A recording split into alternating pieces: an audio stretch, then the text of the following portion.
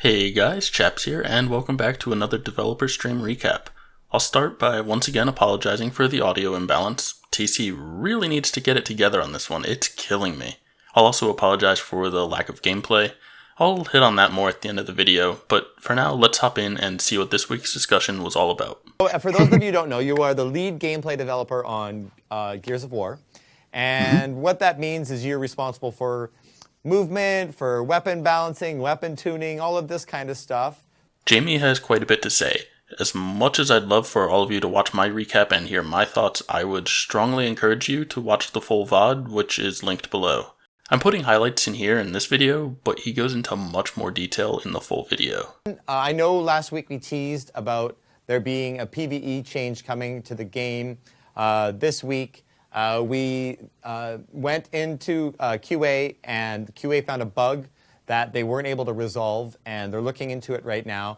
So I don't want to, we're optimistic for next week, but if it doesn't happen, it doesn't happen. We're working on it. The team is aware. It is something that we want to do. If I'm not mistaken, this was supposed to be the card drop rate stuff, right? It sucks that got delayed. It doesn't affect me, but I know people have asked for this for quite a while, so yeah. Big thing happened today. We dropped the new developer playlist into Gears 5. Why did we do that? Well, there's a number of reasons why, but the most sort of one that floats to the surface is basically that it allows us to work a little bit more with the community, specifically to let everyone know and experience where we're thinking of taking the game. From a tuning standpoint, from a mode standpoint, any sort of new major PvP content has the opportunity to sort of come through this playlist so that community can help drive how these things actually get introduced to the game formally in a future sort of TU. And this is the first sort of step towards a much bigger plan for this list.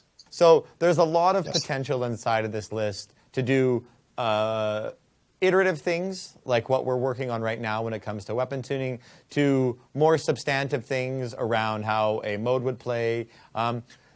There was talk of whether we could do it with maps that we're working on. That may not happen for a very long time based on how that would roll out. I'm pretty shocked that we're getting this now. I mean, I knew they wanted it, but I thought it was going to be another few months. People have asked for this for a while, and it's great to see it. Let's hope they put it to some good use, and it sounds like they have a decent number of things planned for it. Let's talk about the adhesion change. What does that mean? What weapons does it impact? What are we looking for inside of that? So right off the top, adhesion is one of the three aim assist sort of features that almost every shooter that's in existence, that's a console shooter, utilizes to some degree. So adhesion, friction, and magnetism. Gears has always had friction and magnetism since day one, and in various forms. And certainly 2, 3, and 4 all had the same systems in place. But we added one called adhesion to 5. I think most people are aware of what that actually means, but basically it just allows console players, specifically controller users, to be able to get a little bit of help when they're aiming at and moving with the target. A valid target, that is, so an enemy that's downrange within a certain range of your crosshair.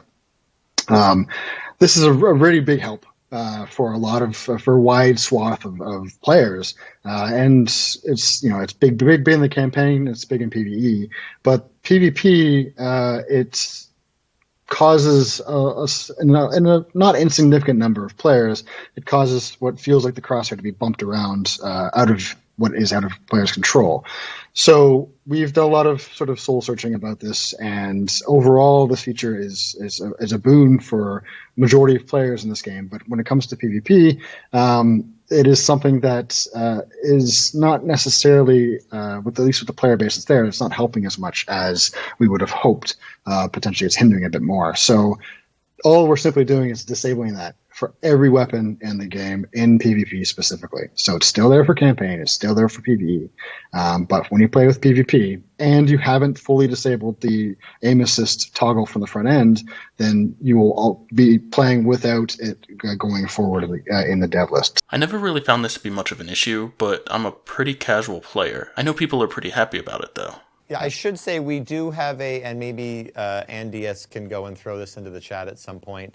We do have an official thread on our forums where we would love you to give your feedback into that thread. I've pinned it to the top of that, and we've got it live for the next month because this playlist is going to be live until basically through the end of the operation here. So we want you to go in there, and you can tweet at us and that kind of stuff, and that's great. But it's really, really helpful for us to get all of our feedback in one spot because that allows me to do an analysis, give that to Jamie. Jamie can pop by the forums periodically, can answer outstanding questions if he sees any, and so on and so forth. I won't be making a thread on Reddit for this, by the way, and if someone else does, we probably won't be sticking it. It sounds like they want to keep everything in one place, and a place that Jamie can comment in. So yeah, feel free to give feedback on Reddit, but for official discussion, head to the forums. Oh, and if Dana or Jamie do end up wanting one on Reddit, we would be happy to stick you one. The other change we did was the active reload change. Now, given my skill level is more on the not good level versus the other one, I actually noticed the active change more than I noticed the aim assist change. It felt fast. Not just because it was closer, but the speed at which it moved felt faster. Am I crazy or is that right? So one of the changes we did for this was to, and this is actually based on a number of internal testing we've done.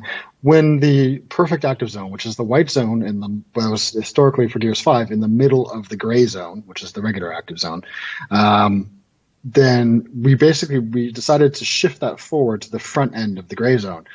We did this specifically to offer a bit more of a kind of an intense engagement experience with it. One of the reasons why we moved everything to the middle was that there was no real fail condition for getting an active before. If you failed to get the perfect active, you were almost always still landed within one of the gray areas either before or after. And the majority of the weapons still have that sort of philosophy, but for the loadout weapons in particular, because we're removing the reward, the damage reward, we're making it a bit more of a skill-based thing to land and get that special sort of faster reload, which is a pretty big advantage. It's twice as fast as it was before.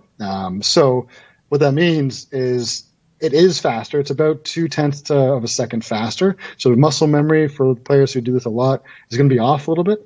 It also has. You'll notice that the bar that sweeps across moves like it did in previous Gears games as well, which is another change we're sort of testing out. Which means that it sort of eases into the movement and feels like it speeds up, and then once it gets to the active zone, it sort of slows down again and gives you the chance to hit it. Then it speeds up for the rest. The timing will be consistent 100% of the time. It's just going to be a little bit off from what you remember. So you're not wrong. It is a bit faster. I never really understood why they moved away from this risk-reward active system that was present in all of the other games. Personally, I'm pretty pumped for the change, both the change in the mechanic and the removal of the active boost. I probably won't be playing that much until Operation 4 drops, but when it does, I look forward to trying this. So the Nasher itself is kind of what sort of caused this whole sort of us to sort of reevaluate the loadout weapons in general. We do think the Nasher is in a good spot right now. There's one other change that we can talk about later that we'll be doing in the future, but it's not active reload specific. Ooh, 8 shots, anyone? The Omen, is it ever going to change for Gears 5? No. Essentially, the classic Omen is not going to come back. It's not on our list of things to bring back right now. Come on, if you really expected the classic Omen to come back, you were just kidding yourself. This is a nice official announcement laying it to rest, though. So, yeah, anyone who still had your hopes up, there's your answer.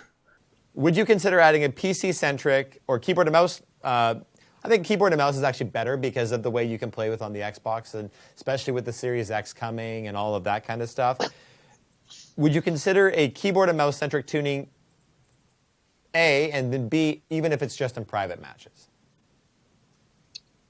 Now, specifically, this is talking about a fully realized or independently realized, like based on keyboard, the fact that most of the buttons are digital and not analog, that kind of stuff. I think the sort of the sub question is, the feeling is that precision rifles with keyboard and mouse are way more accurate. So that if I'm playing like OSOC, even though it's just it's not a ranked mode or anything like that, if I'm playing against a PC player, I have a legitimate disadvantage as a controller player. So you're specifically talking about the mouse, Yeah. effectively. So we did look at this. We have looked at this in the past. It is something that we can certainly do, but it wouldn't be across the game as well necessarily. Like I said, even if it is for private matches potentially, but it's not. It wouldn't be high on the list right now. I find this to be a pretty interesting idea, but yeah, I agree. This isn't something that should really be a priority. I think the crossplay sensitivity comes into input rather than core device.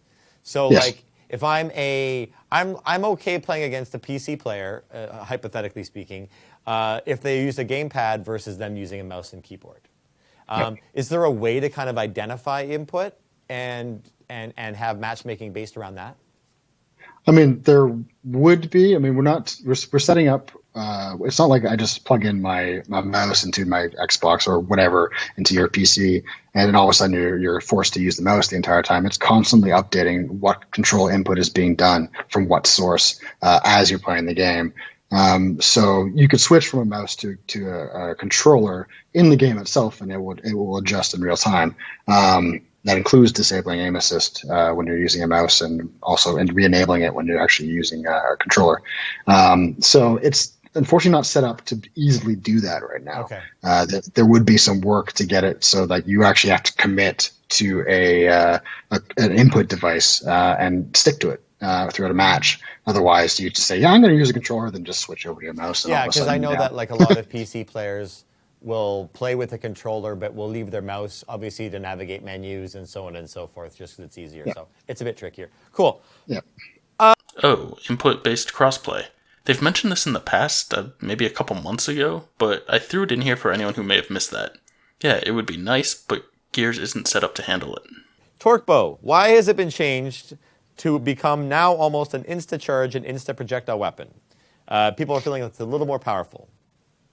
So the timing of the recharge hasn't changed from 3 and 4, from 4 to 5. Well, we did change something in 4, which made it so when it is at a full charge, it becomes an instant hit weapon rather than a really, really, really fast projectile weapon. This change was done for a number of reasons. What it mainly comes down to is consistency and optimization. Having a projectile that has to be calculated, that has gravity and all these things, but is moving at a ridiculously high rate, is actually a pretty big burden on the game, the CPU, the server, all that sort of stuff. And there's virtually no difference from when you're looking at it from a realistic standpoint of what appears to be instant hit, because it moves so fast, with actual instant hit. So we made that change in Gears 4, and it does make the weapon more consistent. It does make the weapon maybe feel a little more powerful because it is more consistent. But we never intended to make it more powerful, specifically from that standpoint. What is different from 4 to 5 is that the explosion of a stuck projectile is bigger and is more powerful. So you can actually get that collateral damage you very rarely could in Gears 3 and Gears 4. In Gears 5, you can actually hit multiple people a little bit easier. I get the whole instant shot versus projectile thing. I don't like it, but I understand. I really don't like the instant charge, though. I miss the skilled plays that resulted from arcing shots over cover and stuff. Oh, and also, really? The explosions are more powerful now? What about torque hugs? I haven't seen a torque hug in years now. So right I can now we're literally looking at be active touching the enemy and they won't die. For the loadout weapons. Are you thinking about changing the way the reload works for secondary power weapons? It is a discussion that we have had and we kind of have on a regular basis internally. Especially now that we have been playing with the core functionality of weapons for the functionality of actives for the loadout weapons.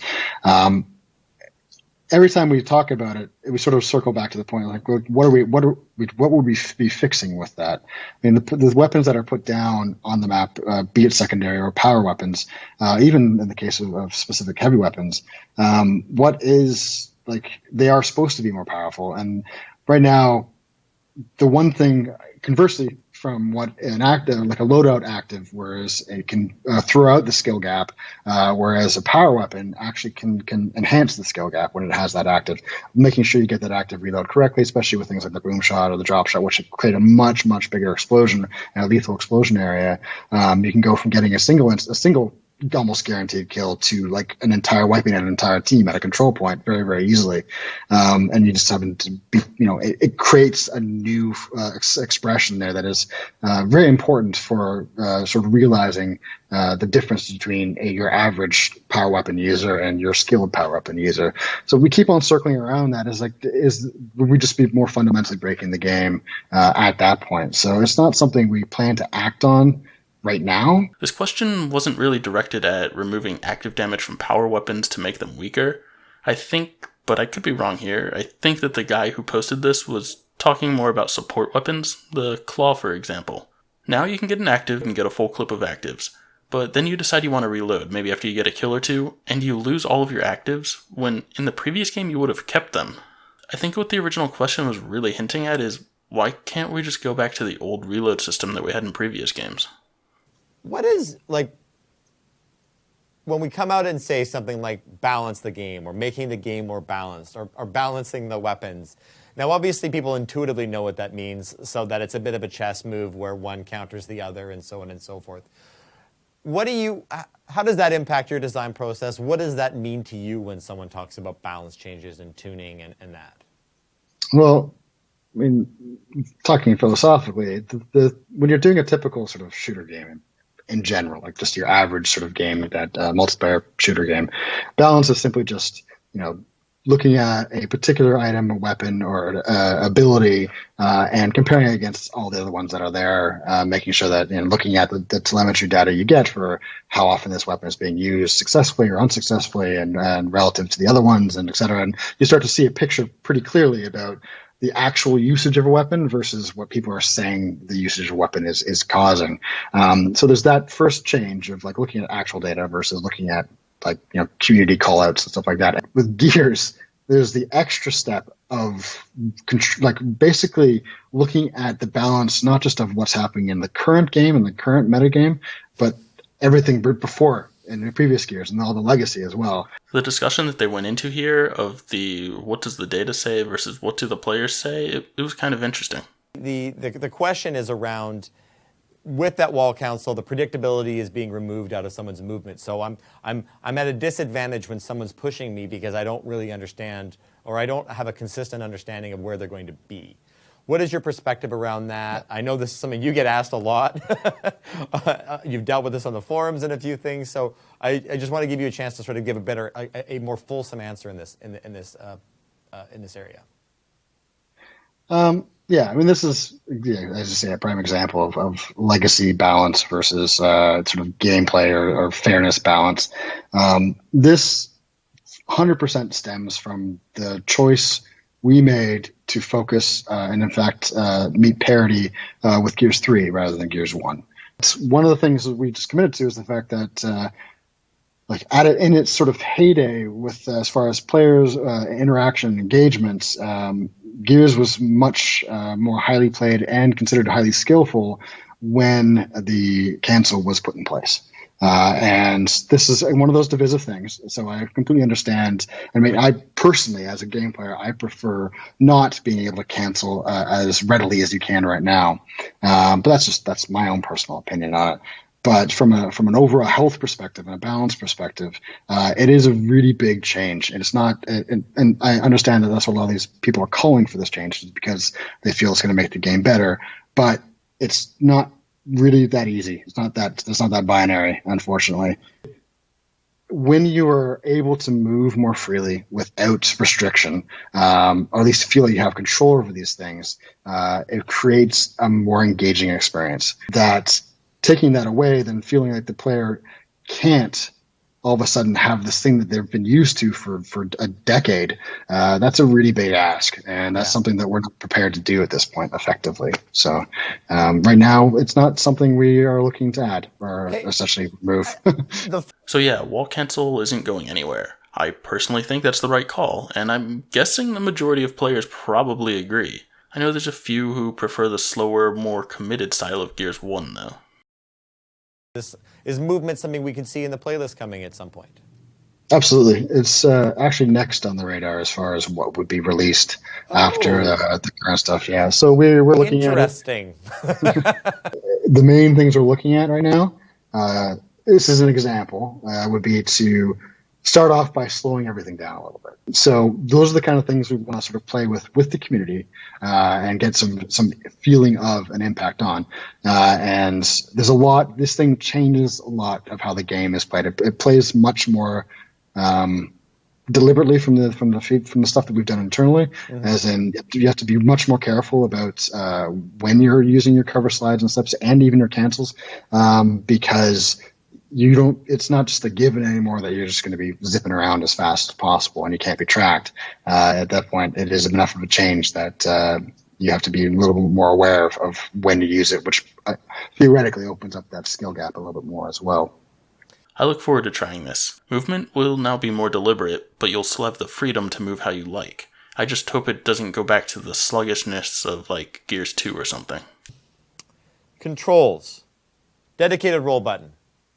People want that or ask about it all the time. What's the deal? So I feel like Seinfeld. What's the deal with the dedicated roll button? Well, the deal is that there is one in the game now. We did introduce one for the shooter controls. And now I realize that not everyone has either engaged with the shooter controls or likes the way it's been set up.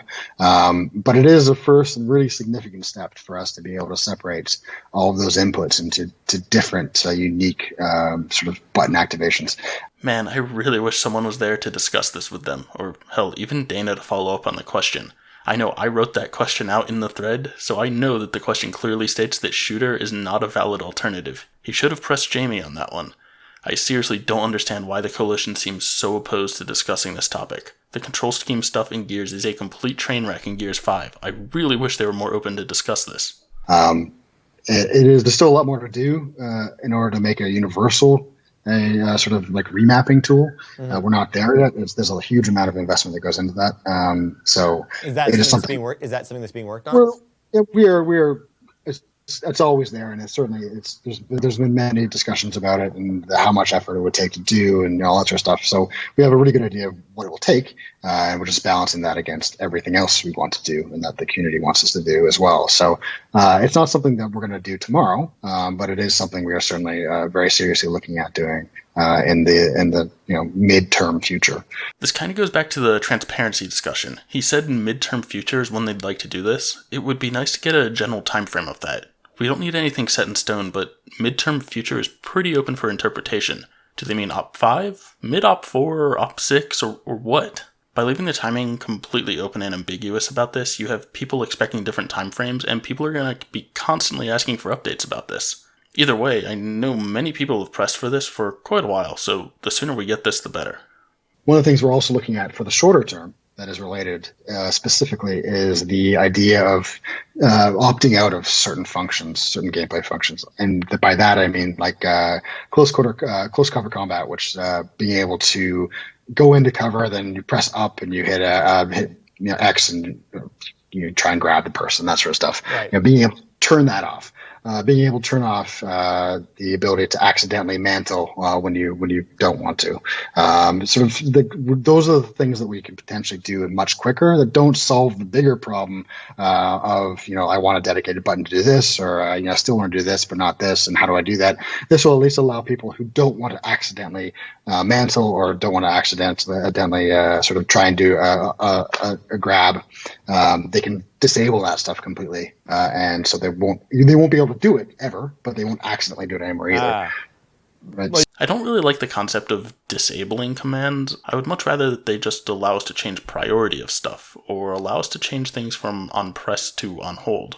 Bringing up like executions, for example, that's a very different story, and that's not something we are set up to easily change, because when we removed the execution from the Y button and put it on B, there's a lot of other things that went into that, and there's a lot of reasons from a design standpoint why that had to be. So that stuff we're stuck with that stuff as far as making sure that whenever you want to execute somebody, you just have to be really close to them to get that state change. When the icon comes up, you hold B and you'll get the execute. But if you press the button outside of execute range, even just one frame outside of execute range, then you're going to kick the guy or whatever. You won't get the execute, right? So those are things that people need to understand a little more how they function, but also how we're not, unfortunately, going to be able to address that kind of stuff in any kind of short-term future at all. It's a very different story. Executions are a great example of the huge miss on control schemes in this game. Seriously, I wish they were more open to discussing the challenges here. It's a complete mess. Single stick movement. Now, specifically, I assume you're talking about the fact that a lot of people perceive that it is giving a user an advantage over top of a two-stick person versus a one-stick. That is my follow-up question. Yeah, so that we've done exhaustive testing on this recently, and there's no actual mechanical advantage. The difference, the people that some people have started to sort of zero in on in the community from a lot of the posts, are the fact that the way the camera sort of auto leveling functions work in that mode is different from the default, and that is something we will address. And we will address it in such a way where people will be able to opt in or out of it as they want to across all modes, not specifically for one mode over another. So if you're playing with a single stick scheme versus a double stick scheme, or you're playing a shooter or you're playing a tournament, you'll be able to sort of change the way the camera functions, whether you want to have it zero in auto level or whether you want it to have it always be focusing. That's certainly the way we're looking at it right now. And this would mitigate that perceived aspect that there's an advantage. Exactly. People would be able to specify whatever they want, right? Essentially what's more comfortable for them. Okay. And if at a sort of competitive level, if people perceive that as being, this guy's using it, they are totally getting an advantage, then yeah, you can go do it too and see if you get the advantage. It is purely, it's more often than not, it's just it's a placebo effect. And the fact that there's very little advantage ultimately being received on average. Now, when you're talking about high skilled players, then whether or not the camera automatically forces them, they have to do a reset and bring their actual camera back over to get the shot. There is sort of a cascade effect there for sure about how easy it is to land that follow up after doing a specific, like a cover slip or something like that, or even going into cover. So we're aware of that. We're looking at it, and the potential solution is as I described, which is actually allowing people to opt out or change between A or B as far as whether or not you auto level or you don't. We'll put that through a lot of testing. Maybe we'll make it into the dev playlist. We'll see, and then we'll put it out, and that'll be that. Okay. I don't really see this as an advantage. I made a video discussing control options, and honestly, single stick movement has its pros and its cons. The pros really aren't that great, and the cons are, well, you can't strafe or do corner sniping type stuff. So yeah, it's a pretty big loss. The auto aim centering, yeah, I totally agree on that one. Separate that out and disable it in multiplayer. But for the other stuff, I really don't think that single stick really offers an advantage. That's why I didn't switch to it.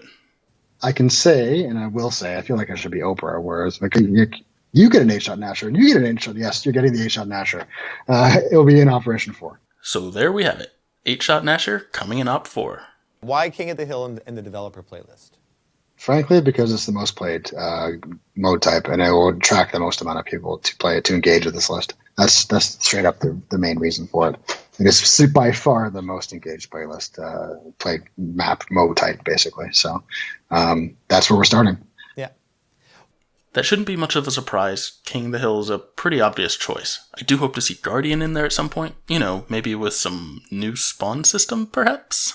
The Swarm in co-op versus AI, that's something that the team has looked at, but that has been moved. It is a low priority. It is something that is well into the future. It's not going to be happening anytime soon. I know that's something that you guys care about, but it's not that huge on our list right now of what we're looking at. Yeah, I agree. Low priority. It's nice to have, but it doesn't affect gameplay, so it shouldn't be a focus over some of these other things. Terminator 4 fixes are coming for Op 4. That's nice, but again, no big surprise here. We knew that was coming. One thing I did want to ask a little bit about, Flashbangs. We did a bunch of work on them. We've changed the visual impact that they've had. We moved them to a pickup weapon rather than a loadout weapon. Are we done with them, or is there more work coming with the Flashbangs? So building up to the next operation, we've done what we said we were going to do. We reevaluated them, and we have toned down and altered the feedback of being hit by a flashbang, so that they aren't quite as well in your face, to put it nicely. The So that's all done, and that'll all be part of Operation 4. They will be a loadout choice again.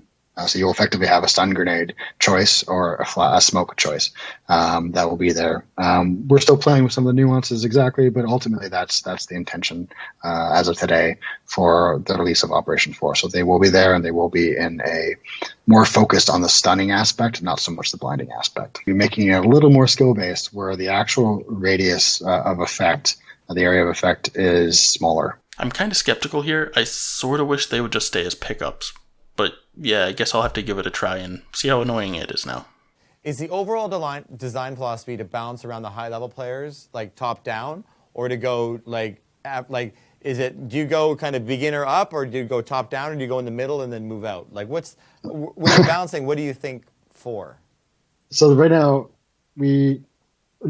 initially, it's always, to use the Silicon Valley type, it's the middle out, I guess you'd say, is the way it goes from a is the best. So the largest pool of players being able to feel that they're comfortable with something is the initial objective, and then look at it from the two extremes. So right now we ship the game with the idea that this is what the average player, what we feel the average player will sort of get the best engagement with, to various degrees of success.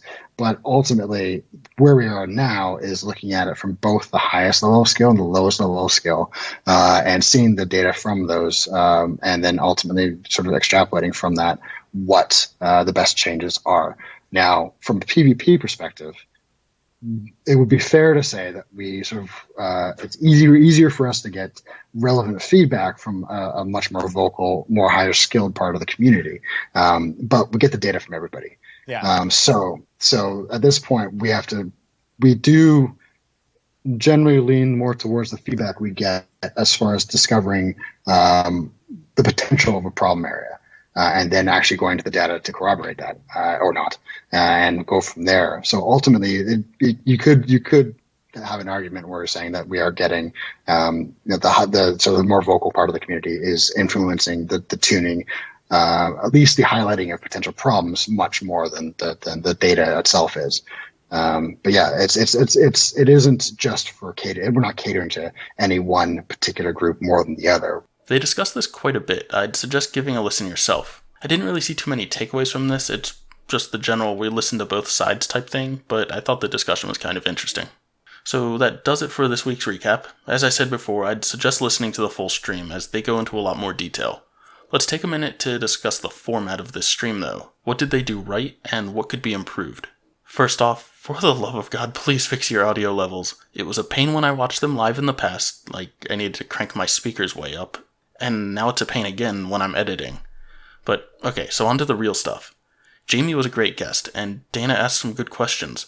I do feel that Dana was a little soft on some of them, and should have pressed a little harder, as the real questions weren't really answered on some of them. It seems like this stemmed from him not fully understanding the questions himself, which seems like it kind of stemmed from him not having read the questions ahead of time, maybe?